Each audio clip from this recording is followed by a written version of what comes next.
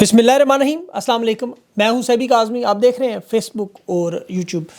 منگل کا دن آج 25 مارچ کی تاریخ شروع ہو چکی ہے۔ اس کی جو دوپہر ہے آج، اس کی جلدی سے اہم خبریں آپ کو بتاؤں۔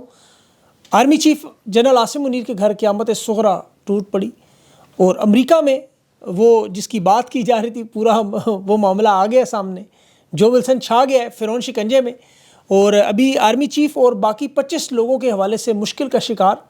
تحریک انصاف کا لائے عمل آل پارٹیز کانفرنس بلانے کا اعلان، لانگ مارچ میں شمولیت، گرینڈ اپوزیشن، خان کا سب سے بڑا القادر ٹرسٹ کیس، راستہ صفائی کی طرف جا رہا ہے، معاملہ کس طرف جا رہا ہے، اور تفصیل ان تمام چیزوں کی۔ سب سے پہلے آرمی چیف کے گھر جو قیامت صغریٰ، ان کی والدہ کا انتقال ہوا، انا للہ و انا الیہ راجعون۔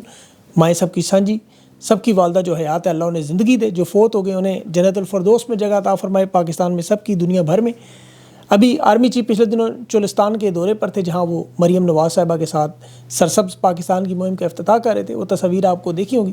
اس وقت ان کی والدہ اسپتال میں شدید علیل تھی، بیمار تھیں، وہ خبریں منظر عام پر آئی ہیں، وینٹیلیٹر پہ تھیں۔ اس وقت لوگ دعائیں بھی کر رہے تھے، لیکن اللہ نے آج انہیں بلا لیا۔ مریم نواز اور سرسبز انقلاب کے لیے وہاں پر آرمی چیف آپ کو پتہ اپنی ڈیوٹی دے رہے تھے۔ مرحومہ اس دنیا سے آپ جا چکی ہیں، اللہ ان کو وہ جہان اچھا کرے، اور پاکستان میں تمام خواتین پر اللہ رحم و کرم بھی کرے۔ Bushra Bibi, doctor Yasmin Rashid, doctor محرم بلوچ، سمی دین بلوچ، جتنی بھی خواتین ہیں، عزت و حرمت اللہ ان کی قائم و دائم رکھے۔ اب جو امریکہ سے بڑی خبر ہے وہ بھی آرمی چیف کے متعلق، جو جمہوری بل منظور ہوا ہے، یہ بہت بڑا معاملہ۔ ریپبلکن پارٹی کے ممبر جو ولسن جنوبی کیرولینا سے، اور ڈیموکریٹ جو جمی پنیٹا ہے، یہ کیلیفورنیا سے، انہوں نے پیش کیا، اور یہ آرمی چیف پر پابندیاں لگانے کی تجویز کہ عمران خان جو ان کے سیاسی مخالفین میں، ان پر ظلم و ستم کے الزامات لگے۔ Global Magnitsky human rights accountability act کے تحت پاکستانی فوج کے سربراہ پر 180 دن میں پابندیاں عائد کرنا، اور یہ دونوں جماعتیں بائی پارٹیزن ہیں، ریپبلکن اور ڈیموکریٹ۔ اس بل میں جنرل عاصم منیر صاحب پر الزام لگایا کہ انہوں نے جان بوجھ کر عمران خان کو اور سیاسی مخالفین کو قید میں رکھا، ان پر ظلم کیا جا رہا ہے، اور ان تمام افراد کی شناخت کا مطالبہ کیا گیا جو اس ظلم و ستم میں شامل ہیں۔ ان کے ناموں کی جو لسٹ بنائی گئی، وہ 25 کے قریب یہ نام بنتے ہیں، اور اس بل میں صدر ڈونلڈ ٹرمپ کو اختیار دیا گیا اگر پاکستان میں فوجی کنٹرول ختم نہ ہو تو، جمہوریت اگر بحال نہ ہو، سیاسی قیدی رہائی نہ ہو، تو پھر پابندیاں ہوں گی، ورنہ ختم بھی ہو سکتی ہیں۔ عمران خان کی رہائی کا باقاعدہ مطالبہ، عمران خان کو 600 دن ہونے والے، ڈونلڈ ٹرمپ کو ایک خط بھی لکھا گیا باقاعدہ فوجی قیادت پر دباؤ ڈالنے کے لیے۔ اور اس میں جو انٹرسٹنگ بات ہے کہ جو بائیڈن کی جماعت بھی شامل ہے۔ یہ دونوں جماعتیں ہیں، ٹرمپ کی اپنی جماعت اور بائیڈن کی جماعت، انہیں کہا گیا کہ پاکستان کی قیادت پر دباؤ ڈالیں۔ ڈونلڈ ٹرمپ کی طرف سے ابھی تک یاد رکھے کوئی بیان نہیں ہے۔ ابھی اس کی حکومت میں رچرڈ گرنیل جو ایک سب سے اہم عہدیدار ہے، دسمبر میں خان کی حمایت میں پوسٹ کی تھی، جو 1,20,00,000 لوگوں نے دیکھی تھی، اور اس میں بڑا واضح انداز میں لکھا تھا پاکستان پر نظر رکھیں، یہاں ٹرمپ جیسا لیڈر جھوٹے الزامات میں جیل میں ہے، یہ سیاسی انتقامی کارروائیاں ہو رہی ہیں۔ پھر اس کے بعد ابھی جو حالیہ شکریہ ادا کیا گیا، تھوڑا سا حکومت کو اس وقت سانس ملا تھا، جو اگلے دن ہی ختم ہو گیا پابندیاں لگ کے۔ لیکن اس بل میں جو دونوں جماعتوں میں، اس میں ٹیکسس سے کریگ کسار ہیں، فلسطینی رشیدہ طالب ہیں، بہت بڑی آواز ہے مشیگن سے۔ اس کے علاوہ الہان عمر ہیں اس میں، بہت، وہ بھی آپ کو پتہ ہے بہت بڑی آواز ہے امریکہ میں، مینیسوٹا سے۔ ان کی رہائی کے جو لوگ شامل ہیں، اگسٹ پلوگر، وہ جو فارن سینٹ کی کمیٹی کے اہم ممبر ہیں، جیک برگمین ہے، وہ دفاعی کمیٹی سے تعلق رکھتے ہیں۔ یعنی جو بائیڈن کی ایڈمنسٹریشن اور ٹرمپ کی ایڈمنسٹریشن دونوں نے مل کر یہ بل پیش کیا۔ اور دیکھیں بائیڈن کی حکومت جو عدم اعتماد کا معاملہ تھا عمران خان پر، وہ عمران خان نے ان پر الزام بھی لگایا، اس کے باوجود یہ لوگ کھڑے ہیں اور یہ حق سچ کی بات کر رہے ہیں۔ جنرل باجوہ کے آپ کو پتہ ہے جو قریبی لوگ ہیں، حسین حقانی، اس نے وہاں بڑا پروپیگنڈا چلایا کہ عمران خان امریکہ کے مخالف سیاستدان ہیں، ان کی رہائی کے لیے یہ پابندیاں نہیں لگانی چاہیے۔ لیکن جو ولسن نے خود کہا کہ مجھے خان سے بہت سارے اختلافات ہیں، اس کے عمران خان کے امریکہ کے مخالفت میں جو بیانات ہیں، چین کی حمایت میں بیانات ہیں، روس کا دورہ تھا، پیوٹن سے ملاقات تھی، یوکرین پہ حملے کی عمران خان نے مذمت سے انکار کیا تھا، اس نے کہا یہ سارے اختلافات ہمارے بھی ہیں، لیکن ہم چاہتے ہیں بیلٹ باکس پہ معاملہ حل ہو، جیل میں ڈالنے سے نہیں۔ مائیکل کوگل میں جو ڈائریکٹر ہے ساؤتھ ایشیا کا امریکن، اس نے کہا جی کہ ٹرمپ کی حکومت یہ پابندیاں نہیں لگائے گی۔ حسین حقانی صاحب جو باقاعدہ طور پر آپ کو پتہ ہے عمران خان کی مخالفت کرتے ہیں، بہت بڑے جنرل باجوہ کے زرداری کے رائٹ ہینڈ بھی رہے ہیں، یہ امریکہ کو کہہ رہے ہیں کہ عمران خان کا ریکارڈ چیک کریں، سیاسی ریکارڈ، یہ عمران خان آپ کا مخالف ہے، اور وہ کہہ رہے ہیں کہ یہ جو لوگ بل لے کر آ رہے ہیں یہ صرف ڈونرز کو خوش کرنے کے لیے کہہ رہے ہیں، فنڈز اکٹھا کرنے کے لیے، اور یہ امریکہ کے لوگوں کہہ رہے ہیں آپ کو عمران خان کی سیاست کا بھی پتہ نہیں ہے۔ وائٹ ہاؤس اور ابھی تک ٹرمپ کی طرف سے جو پاکستانی سفارتخانوں کی طرف سے ابھی تک کوئی رد عمل نہیں ہے. ابھی وہ تفصیلات آئیں گی، لیکن اب میں اس کو پروسیس بتاتا ہوں کہ ہوگا کیا. دیکھیں، جب امریکہ میں کوئی بل قانون بنایا جاتا ہے تو اس کے کافی سٹیپ بائی سٹیپ پروسیس ہیں. بعض اوقات ہفتے لگ جاتے ہیں، مہینہ بھی لگ جاتا ہے اس میں. اب اس میں ہوتا ہے کہ رکن کانگریس، چاہے وہ سینیٹر ہو یا کانگریس مین، یہ بل جو ان کی اپنی اسمبلی ہے یا سینٹ ہے اس میں پریزنٹ کرتے ہیں، پیش کرتے ہیں. اگر دونوں پارٹیاں مل کے کر دیں تو بائی پارٹیزن بل کہتے ہیں. ریپبلکن اور ڈیموکریٹ امریکہ میں دونوں نے کیا ہے. اب یہ پھر اس کے بعد بل جاتا ہے متعلقہ کمیٹی میں. مطلب اگر خارجہ امور سے متعلق معاملہ ہو ادھر جاتی ہیں فارن اسٹینڈنگ کمیٹی میں، انسانی حقوق سے متعلق ہو تو وہ ہیومن رائٹس کمیٹی میں چلا جاتا ہے، دفاع سے متعلق ہو تو ڈیفنس کمیٹی میں چلا جاتا ہے. پھر اس میں جو لوگ موجود ہیں وہ اس پر تحقیقات کرتے ہیں، بحث کرتے ہیں، کوئی تبدیلی لانی ہو، کوئی چیز دوبارہ ایڈ کرنی ہو. اس کے بعد پھر تیسرا مرحلہ آتا ہے جہاں کمیٹی کے اندر ووٹنگ کروائی جاتی ہے، یعنی فل ہاؤس میں، سینٹ میں یا پارلیمنٹ میں بھیج کے اس کی باقاعدہ ووٹ لیتے ہیں. اگر یہ کمیٹی اس کو مسترد کر دے تو پھر معاملہ وہی ختم ہو جاتا ہے. لیکن اگر یہ ایوان میں، سینٹ میں یا ہاؤس میں چلا جائے تو پھر اس بل پر باقاعدہ بحث ہوتی ہے.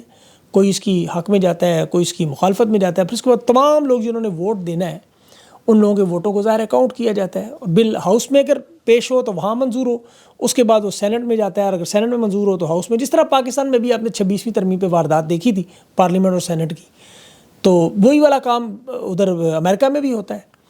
اس کے بعد پھر یہ بل کمیٹی میں جاتا ہے، پھر بحث ہوتی ہے، پھر ووٹنگ ہوتی ہے. پھر اگر دونوں ایوانوں سے بل منظور ہو جائے تو پھر اس کی ایک مشترکہ کمیٹی بن کر وہ فائنل بل کے لیے، فائنل ورژن پر وہ ووٹنگ کے بعد صدر سے منظوری کے بعد چلا جاتا ہے. اب ڈونلڈ ٹرمپ یا امریکی صدر کے پاس 3 آپشنز ہوتے ہیں. ایک تو یہ کہ وہ فوراً سائن کرے، سے قانون بنا دیں جو سب چاہتے ہیں. دوسرا، اس کے پاس ایک طاقت ہوتی ہے کہ وہ بل واپس کانگریس کو بھیج دے. اور تیسرا، اس بل کو وہیں رکھ کے بھول جائے. اچھا، 10 دن اگر ڈونلڈ ٹرمپ اس پہ عمل نہ کرے اور اس دوران کانگریس کا سیشن چل رہا ہو تو بل آٹومیٹیکلی قانون بن جاتا ہے. لیکن اگر سیشن نہ چل رہا ہو تو پھر آٹومیٹیکلی 10 دن بعد ختم ہو جاتا ہے. اب اس میں ایک بڑی اہم چیز ہے کہ ڈونلڈ ٹرمپ اسے ویٹو کر دے، مطلب مانے ہی نہ، تو پھر کانگریس کی 2/3 اکثریت سے منظور کروا کے بھی قانون بن سکتا ہے. اور ایک دفعہ یہ قانون بن جائے تو پھر عمل درآمد ہوتا ہے. اور آپ کو پتہ ہے عمل درآمد کرانے میں وہ قوانین میں امریکہ، برطانیہ مشہور ہیں دنیا میں. وہ اپنے قانون کے حساب سے سارا کام کرتے ہیں، پروسیس سارا ادھر ہے. تو یہ انہوں نے 180 دن جو رکھے ہیں، یہ اصل میں 6 مہینے کا گریس پیریڈ ٹائم دے دیا کہ سمجھ جائیں، معاملات کو ٹھیک کر لیں، ہمیں مجبور نہ کریں. اس بل کی اہمیت بڑھ گئی ہے. پال کپور نامی ڈونلڈ لو کو ریپلیس کرنے والا بندہ اس ہفتے شروع کرنے جا رہا ہے، یہ بھی یاد رکھیں. اب اسٹیبلشمنٹ کا جو افغانستان کارڈ ہے وہ فیل ہو چکا. وہ میں پچھلے ویلاگ میں پوری تفصیل آپ کو بتا چکا ہوں کہ ان کی تو ایمبیسیاں بھی کھلنے جا رہی ہیں، ان کے تو معاملات بھی ٹھیک ہو رہے ہیں. اب یہ کسی بندے کو پکڑ کے حوالے کر کے معاملہ ٹھیک نہیں کر سکتے. اور اس بل کے زیادہ منظور ہونے کے چانسز ہیں اس وقت، کیونکہ دونوں پارٹیاں اکٹھی ہیں. بائی پارٹیزن بل اسی لیے کہا جائے. تو اس سے پہلے انہیں بار بار کہا جا رہا ہے اپنے حالات ٹھیک کر لو، بندے دے پتر بن جاؤ. تحریک انصاف کیونکہ اب اندرون پاکستان میں جو کرنے جا رہی ہے وہ بھی پہلے آل پارٹیز کانفرنس جو قومی سلامتی کے جواب میں تحریک انصاف بھی جواب دے گی، تمام جماعتوں کو بلا رہے ہیں. اس میں سارے معاملات رکھے جائیں گے. اس میں حکومت کو بھی دعوت دی جائے گی. اس میں مسلم لیگ نون، پیپلز پارٹی، سب جماعتیں آئیں گی. اب مولانا فضل الرحمان کا کردار بڑا اہم ہے. ان کی جماعت کے ساتھ باقاعدہ تحریری معاہدہ ہوگا. مولانا فضل الرحمان نے کہا جو بھی کریں گے تحریری کریں گے، اور عمران خان سے فائنل منظوری ہم نے لینی ہے. پہلے خان کی منظوری سے جوڑا جا رہا ہے تو تھوڑا سا یہ معاملہ لمبا بھی ہوگا. اب اس میں دیکھیں 2 طرح کی آرائیں بھی آ رہی ہیں. ایک تو مولانا فضل الرحمان کی اسٹریٹ پاور، آپ کو پتہ ہے اس کی بات کرتے ہیں. 13,000 مدرسے ہیں. خیبر پختونخوا اور بلوچستان میں ان کی بہت بڑی طاقت ہے. اس میں ماننا پڑے گا. کے پی میں چلے تحریک انصاف کو ضرورت ہے، لیکن بلوچستان میں ضرورت ہے. وہاں ڈاکٹر مہرنگ بلوچ اور اختر مینگل کے ساتھ جڑ کے یہ بہت بڑی طاقت بن سکتے ہیں. تو اس اتحاد کی ضرورت مولانا کو بھی ہے. مولانا کو بھی اس میں بڑا فائدہ ہے. ماضی میں اور نہ ہو تو پھر دیکھیں معاہدے ٹوٹتے رہتے ہیں، اس میں کوئی اتنی بڑی بات نہیں ہے. لیکن اب یہ عمران خان فیصلہ کریں گے جمعرات کو. جو ابھی سردار اختر مینگل کی لانگ مارچ کی کال ہے وہ تحریک انصاف کو لازمی جوڑنا چاہیے. ملک میں جو گرینڈ اپوزیشن بن رہی ہے اس سے اپوزیشن جماعتوں کی طاقت سے دنیا بھر کو پیغام جائے گا. اور یہ پھر جو فضا بنی ہوئی ہے، دیکھیں اس وقت ملٹری آپریشن کی بھی مخالفت، عید کے بعد اس کے بھی چانسز ہیں. ساری جماعتیں اس کی مخالف کر رہی ہیں کہ آپ ملٹری آپریشن نہیں ہونا چاہیے. اور اس میں گنڈا پور اور مولانا کے جو تحفظات کا معاملہ ہے اس میں بھی بڑی حد تک بہتری آئی ہے. اس میں بھی کافی ساری پازیٹیو خبریں آئی ہیں. بیانات کی حد تک تو سلسلہ ختم ہو چکا ہے. گنڈا پور کا عطر کاظمی کے ساتھ وہ انٹرویو میں دیکھ رہا تھا، بڑا اچھا. اس میں 2 سوال بڑھے. ایک تو ارشد شریف کے نام پر جو علی مین گنڈا پور نے اعلان کیا کے پی میں، یونیورسٹیوں میں وہاں پہ کیمپسز ارشد شریف کے نام پر، یادگاریں بنائی جائیں گی، جو کہ بڑا اچھا کام ہے. ارشد شریف شہید کو اس کا کریڈٹ دینا چاہیے. اصل تمغہ وہ ہے پاکستان کا. دوسرا جو ذمہ دار افسران ہیں کے پی کی عوام پر، تحریک انصاف پر تشدد کرنے والے، ان کے احتساب کا معاملہ علی امین نے کہا یہ جو کچھ ان کے ساتھ ہو رہا ہے یہ انہیں پتہ ہے یا انہیں پتہ ہے اور کسی کو نہیں پتہ. اب اس پہ تفصیلی رپورٹ جو ہے وہ میں نے مانگی ہوئی ہے، وہ امید ہے انشاءاللہ اگلے وی لاگز میں کیا کیا معاملات ہوئے وہ ضرور آپ کے سامنے رکھوں گا، کہ جو لوگ دیکھیں سوشل میڈیا پر یا باقی لوگوں میں جو مظالم ہوئے ان کی ایک پوری لسٹ بنائی جا رہی ہے، کیونکہ لوگوں کو پتہ ہے وقت بدلنا ہے. تو پھر اس وقت تصویریں کون ڈھونڈے گا، نام کون ڈھونڈے گا، قانون کے کٹہرے میں کیسے لایا جائے گا. تو اس لیے ان سب ظالم لوگوں کی پوری تفصیل سے بایو ڈیٹا جو ہے وہ بھی تیار ہو رہا ہے. عمران خان سے علی امین کی ملاقات منگل کو مطلب کل تھی، لیکن اگر نہیں تو جمعرات کو چانسز ہیں کی ہو. تحریک انصاف سے جو ان کی لیڈرشپ سے مطالبہ کیا جا رہا ہے لائے عمل دیں. صاحبزادہ حامد نے جو عید کے بعد کا کنونشن مشترکہ اپوزیشن، اس کے بعد پھر دھرنے جلوس اور فائنل کال کی بات کی ہے. لوک چارے سے فوری نافذ العمل کیا جائے. جس طرح 23 مارچ کو لوگ نکل کے سڑکوں پر انہوں نے دکھا دیا کہ وہ لاہور بھی زندہ ہے، پنجاب بھی جاگ رہا ہے. اور اب تحریک انصاف قیادت کا وہ سب سے بڑا پنجاب میں خاص طور پر ٹیسٹ. اور پنجاب کی ماں تو آ چکی ہیں، آپ کو پتہ ہے مکہ مکرمہ سے تو وہ پنجاب کو جس طرح وہ ڈیل کر رہی تھیں. ابھی رانا ضمیر جھڈو اور کا پتہ آپ کو تشدد، اس کے بھائی کو اغوا کیا گیا، جس میں مریم نواز کا داماد راحیل منیر اور سیف الملوک کھوکر اتحاد ٹاؤن کا فیز 2 بنانے کے لیے جس جگہ پر وہ ٹاؤن بنا رہے ہیں وہ تحریک انصاف کے اس وکیل رانا ضمیر جھڈو کی ہے. اب وہاں انہوں نے پولیس کی کارروائی کر کے اور اس پورے آپریشن کی نگرانی مریم نواز سعودی عرب بیٹھ کے کرتی رہی. اندازہ کریں وہاں پاک جگہ پہ بیٹھ کے بھی ناپاک کام، اندازہ کریں. پھر انہوں نے لاہور کا غیر اعلانیہ دورہ کیا. یہ اور بات ہے 4 فوٹوگرافر ادھر، 3 ویڈیوگرافر ادھر، غیر اعلانیہ دورہ تھا. اور جاتے ساتھ وہ ایک اسپتال میں ایک اور ڈاکٹر صاحب کو نکالا. لیکن ایسا بڑا کمال ہوا، ڈاکٹر صاحب نے فوراً الحمدللہ کہہ کے ٹویٹ کی، لوگوں نے نیچے مبارکباد کے ڈھیر لگا دی. تو یہ جو تمغوں کی دوڑ والا معاملہ ہوا نا، آپ نے دیکھا وہ اومنی گروپ کے انور مجید کو زرداری کے قریبی دوست، منی لانڈر ٹیٹیز کے اسکینڈل، بدنام زمانہ اومنی گروپ، آپ سب جانتے سنا ہوگا کہ جسے نہیں یاد ہو یاد کراتا ہوں. یہ آصف زرداری اور فریال تالپور کے اکاؤنٹس بھی تھے اس میں، اور اس پر ایک باقاعدہ طور پر اومنی گروپ جو ہے انہوں نے اربوں روپے کی منی لانڈرنگ کی تھی، جعلی اکاؤنٹس بنائے تھے. وہ فلودے والے، پاپڑ والے، وہ آپ کو یاد ہوں گے وہ جب میں ذکر کر رہا ہوں. اب 20 لوگ شامل تھے، بینک افسران، بیوروکریٹس، فرنٹ مین. یہ 2015 سے 2018 میں تحقیقات ہوئی. یہ یاد رکھیں معاملہ سپریم کورٹ میں گیا، GIT بنی تھی باقاعدہ، اس کی پوری ایک طویل رپورٹ تھی، 35 ارب روپے جعلی اکاؤنٹس کے یہ منی لانڈرنگ. اور اس میں اومنی گروپ کے 5 لوگ جو اس میں گواہان، تفتیشی، وہ سارے پراسرار اموات ہوگی. عارف خان ان کا ملازم تھا، قمر عباس ان کا ملازم تھا، وہ جو جس کے نام پہ اکاؤنٹ کھلے. اس طرح وہ سارے کے سارے انہوں نے مار ہی دیے. تفتیش میں جو لوگ تھے وہ بھی 3 مزید اور بھی مارے گئے تھے بعد میں. جو GIT اچھا بنی، مزے کی بات ہے، وہ ملٹری انٹیلیجنس کے ڈائریکٹر جنرل جو موجودہ آرمی چیف ہے جنرل عاصم منیر تھے، اور 70 کے قریب اس میں گواہان پیش ہوئے. اب اصل جو لوگ تھے وہ 4 لوگ تھے، آصف زرداری، فریال تالپور، عبدالغنی امیر مجید اور عبدالحمید اس کا انور مجید کے بیٹے. اور یہ کیس خان نے نہیں بنایا تھا، 2015 سے شروع ہوا تھا. نون لیگ کے جھوٹ بولتے ہیں لوگ کہ فریال تالپور کو عمران خان نے قید کرایا. 2022 میں موجودہ جو آرمی چیف ہے یہ DG تھے اس کے GIT کے، ان کی تحقیقات پہ ہوا تھا. تو عمران خان کا تو اسے تعلق ہی نہیں تھا. بعد میں گرفتاروں کو ضمانتیں مل گئیں، آصف زرداری صدر بن گیا، فریال تالپور MNA بن گئی، نیب کا کیس بند ہو گیا. اور اسی انور مجید کو کل زرداری نے تمغہ بھی دے دیا. اندازہ کریں، انا للہ و انا الیہ راجعون قانون.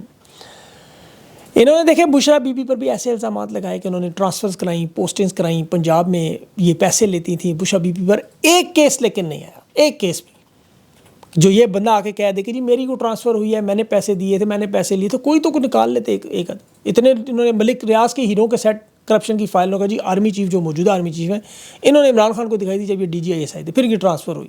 وہ کیس بھی کبھی سامنے، حالانکہ اس کی تحقیقات اگر آرمی چیف نے اس وقت کی تھی جو DGI تھے ISI کے، پھر تو بڑا مضبوط کیس ہونا چاہیے تھا. لیکن ایسا کوئی کیس نہیں ہے. اس کے بدلے میں القادر میں ٹرسٹ کیس بنا دیے گئے.